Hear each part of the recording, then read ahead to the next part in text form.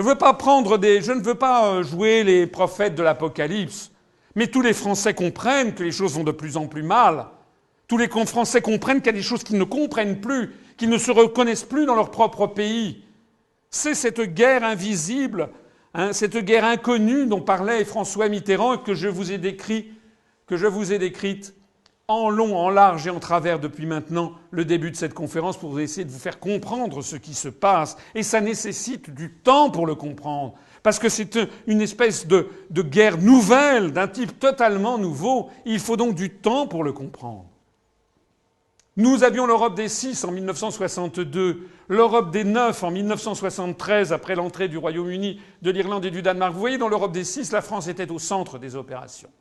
Avec l'Europe des 9, l'Europe se tourne vers le nord.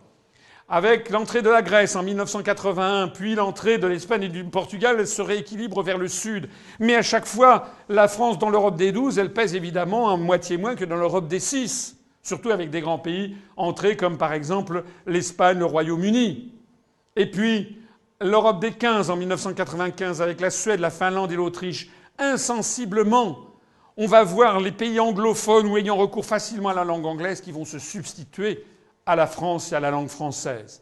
Et puis après l'Europe des 15 en 1995, on passe à l'Europe à 25 en 2004 avec 10 nouveaux pays de l'Est, puisqu'à chaque fois les États-Unis sont là pour faire entrer de plus en plus d'États. Et puis après c'est l'Europe à 27 en 2007 avec l'entrée de la Bulgarie et de la Roumanie. En attendant l'Europe à 29 dans un futur dans quelques mois. Nous sommes en avril 2012. Vous savez que la Croatie, ça y est, c'est fait, c'est décidé, va entrer dans l'Europe dans quelques mois. Vous savez que la Macédoine, ça sera le 28e, la Macédoine sera le 29e État. Il y a la Bosnie, l'Albanie qui sont sur les rangs, et puis également la Moldavie, et puis également l'Arménie, la Géorgie, et la Turquie qui entrera probablement avant 2020, ça sera l'Europe à 30, l'Europe à 33 avec peut-être l'Ukraine, la Géorgie et l'Arménie. Et à chaque fois, les États-Unis sont derrière pour faire entrer le maximum d'États.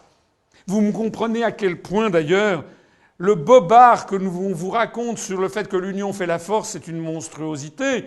Il y a d'ores et déjà dans l'Union européenne à 27, nous sommes déjà 500 millions de personnes. Les États-Unis ont 308 millions d'habitants.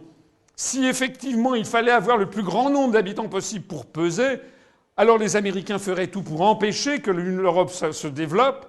Et il ferait entrer dardard le Canada, le Mexique, le Venezuela, le Panama, le Costa Rica dans les États-Unis d'Amérique. Pas du tout, c'est pas du tout ce qu'ils font. Le long du Rio Grande, dans la frontière entre les États-Unis et le Mexique, ils tirent à vue sur les Chicanos qui veulent entrer aux États-Unis d'Amérique. Vous le savez, c'est une des frontières les plus dangereuses du monde. Donc si les Américains ne veulent pas fusionner avec le Mexique, alors qu'ils imposent à l'Europe d'accroître de plus en plus, ça veut bien dire, là aussi, qu'il y a une stratégie derrière, qui est celle que je vous ai décrite. Il n'y a aucun autre moyen de vous expliquer ce qui se passe. La construction européenne est au service des intérêts géopolitiques nationaux américains. Ça n'est pas uniquement une construction pour une oligarchie financière, comme certains tendent à le croire. Ça sert bien les intérêts géopolitiques nationaux américain. L'exemple magistral, pourquoi la Turquie doit-elle entrer dans l'Europe et pas la Russie? C'est une question à laquelle vos députés sont incapables de répondre si vous la leur posez. Ils biaiseront, ils diront « mais moi je suis pas pour, mais si, mais ça ». Mais c'est pas la question. Il faut aller demander votre député, quelle que soit sa couleur. Monsieur le député ou madame le député, j'ai un petit problème. Pourquoi la Russie est un pays d'Europe? Bah oui. Ah oui. Alors, la Turquie, ça se discute, parce que c'est vrai que la Turquie a un passé en Europe, mais enfin, c'est quand même pas principalement un pays d'Europe. Donc pourquoi la Turquie doit-elle entrer dans l'Union européenne et pas la Russie? Alors vous verrez votre député qui tournera autour du pot, qui dira « oui, mais je suis pas sûr que les Russes veulent, oui, mais les Turcs, mais je suis pas d'accord, etc. » Mais il n'aura pas d'explication.